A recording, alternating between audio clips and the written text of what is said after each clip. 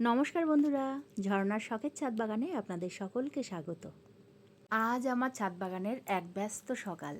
সকাল সকাল সবজি ফুল তোলার জন্য পাত্র নিয়ে চলে এলাম। এবার কিছু ছাদ বাগানে কাজ করে নেব, তারপরে সবজি হারভেস্ট করব। তো দেখুন, প্লাস্টিকে করে নিয়ে চলে এলাম সবজির খোসা। আর সবজির খোসার সঙ্গে এখন কিন্তু কাঁঠালের সিজন। তো একটা কাঁঠাল ভাঙলেই এক প্লাস্টিক হয়ে যায় খোসাগুলো।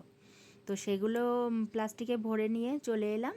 আর পেছন দিকটা একটু ছিদ্র করে নিচ্ছি, দিয়ে দেব গাছের গোড়ায়। এই ফেলে দেওয়া জিনিসগুলো কিন্তু আমার গাছগুলোর জন্য অমৃতের মতো জৈব সার তৈরি করে। আজকে আবার একটু রোদ্দুরও বেরিয়েছে, তো ছাদ বাগানে এসে চারিদিকে একটু শুকনো শুকনো দেখেও বেশ ভালো লাগছে। আর গাছেদের ভালোবাসলে তো গাছেরা আমাদের জন্য অনেক কিছু দেবে, তাই না? এই দেখুন, বেশ কয়েকদিন ধরেই আমি পলিথিনে করে সবজির খোসা গাছে দিচ্ছি। এই দেখুন, এই পলিথিনে কিন্তু অনেক দিন আগেই দিয়েছিলাম। এর থেকে কিন্তু সব লিকুইডগুলো বেরিয়ে গেছে, আর অল্প একটু ওয়েস্টেজ প্লাস্টিকের মধ্যে রয়েছে। এই দেখুন, এটাও দিয়েছি বেশ কয়েকদিন আগে। এটা এখনও ওর ভেতরে একটু লিকুইড আছে, সেগুলো বেরিয়ে গেলে একেবারে পচে গিয়ে প্লাস্টিকের মধ্যে অল্প একটু একটু কিন্তু ওয়েস্টেজ থাকবে। সেটা আবার মাটির সঙ্গে মিশিয়েও দেওয়া যাবে। গাছের যত্ন মানে শুধু সার দেওয়া নয়, তাদেরকে সুন্দর রাখাটাও কিন্তু জরুরি। তাই আমি গাছের শুকনো পাতা, হলুদ পাতাগুলো খুব সাবধানে কেটে ফেলছি। এতে গাছ যেমন সুস্থ থাকে, দেখতেও কিন্তু সতেজ লাগে। এই কাজটা প্রতিদিন করা সম্ভব না হলেও মাঝে সাঝে কিন্তু করাটা খুবই জরুরি। এরপরে গাছের গোড়ার ঘাসগুলোও তুলে পরিষ্কার করে দিচ্ছি। বাগান পরিষ্কার রাখলে মন যেমন ভালো থাকে, গাছগুলোও স্বস্তিতে নিঃশ্বাস নিতে পারে।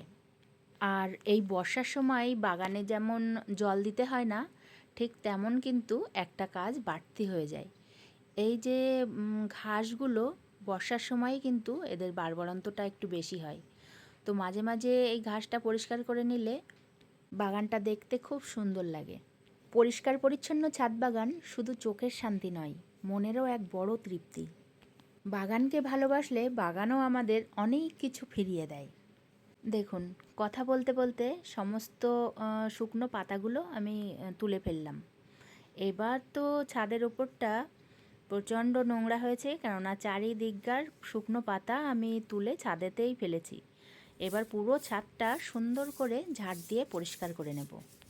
এমনিতেই এখন তো প্রায় প্রতিদিনই বৃষ্টি হচ্ছে, আর বৃষ্টি হলে ছাদটা অটোমেটিক কিন্তু নোংরা হতে থাকে। তো এখন গাছে জল দেওয়ার ঝামেলা না থাকলেও ছাদটা কিন্তু পরিষ্কার রাখার ঝামেলা থেকেই যায়। এই কাজটা প্রতিদিন করলে খুব ভালো হয়। তবে আমি প্রতিদিন করতে না পারলেও দু একদিন অন্তর অন্তর কিন্তু ছাদটা পরিষ্কার করার চেষ্টা করি। এখন প্রতিদিন বৃষ্টি হলেও একটু কাজ করলেই কিন্তু ঘেমে নিয়ে এক সার হয়ে যায়। আজকে ছাদ বাগানের কাজগুলো শেষ করে শরীরটা একটু ক্লান্ত হলেও মনটা কিন্তু ভরে আছে।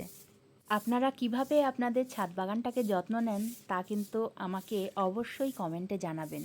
ছাদটা ঝাড় দিয়ে যে ওয়েস্টেজগুলো পেলাম, এগুলোও কিন্তু আমার গাছেদের জৈব সার হিসাবেই কাজ করবে। সব কাজ শেষ করে এবার হলো হারভেস্টের পালা। নিজের হাতে লাগানো গাছ থেকে যখন সবজি তোলা হয়, তার আনন্দই কিন্তু একটা আলাদা। তো দেখুন, প্রথমেই তুলে নিলাম একটা ভুট্টা। একটাই তুললাম, তার কারণ এটা খুলে দেখব, যদি ভালো দানা হয় তাহলে কিন্তু পরে হারভেস্ট করা যাবে। আর এখান থেকে তুলে নিচ্ছি কয়েকটা উচ্ছে। দেখুন কত সুন্দর ফলন হয়েছে উচ্ছের। আপনারা যারা ছাদ বাগান শুরু করতে চান, তাদের জন্য কিন্তু এটাই সঠিক সময়। আপনারা চাইলে অল্প কয়েকটা সবজি গাছ কিন্তু ছাদ বাগানে লাগাতে পারেন, যেমন উচ্ছে গাছ, তারপরে বরবটি, ভেন্ডি, এগুলো কিন্তু খুব সহজেই ছাদ বাগানে হয়। এবার আমি তুলে নিচ্ছি বরবটি। বেশ ভালো বরবটির ফলন হয়েছে কিন্তু এখানে। আজকে এগুলো তুলছি টাটকা টাটকা রান্না করার জন্য। আজকেই কিন্তু রান্না করব এই সবজিগুলো। তো বরবটিগুলো দিয়ে শুক্তো বানাবো উচ্ছে দিয়ে। নিজের হাতে লাগানো বিষমুক্ত সবজি টাটকা টাটকা রান্না করতে যে কী দারুণ লাগে, তা আপনাদেরকে আমি বলে বোঝাতে পারবো না। আজকে এটুকুই নিলাম সবজি। এবার তুলে নিচ্ছি ফুল।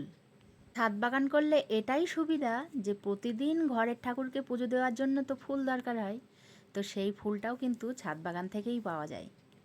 আর সবজির কথা ভাবুন, যেদিন যে সবজিটা রান্না করব সেই দিন সেই সবজিটাই যদি ছাদ বাগান থেকে তুলে নেওয়া যায়, তাহলে কিন্তু টাটকা টাটকা সবজি প্রতিদিন খাওয়া যায়।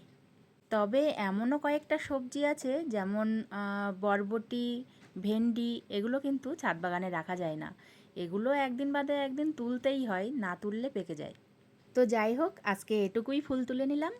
এবার দেখুন, আপনাদেরকে দেখাবো। এই দেখুন, এখানে হয়েছে তরমুজ গাছ। তো দুটো ছোট্ট ছোট্ট তরমুজও কিন্তু ধরেছে। তো এখন তো তরমুজের সিজন নয়, তো তরমুজ দুটো হবে কি না জানি না, তবে থাক, দেখা যাক কি হয়। যদি তরমুজগুলো বড় হয় তাহলে তো অবশ্যই আপনাদেরকে দেখাবো।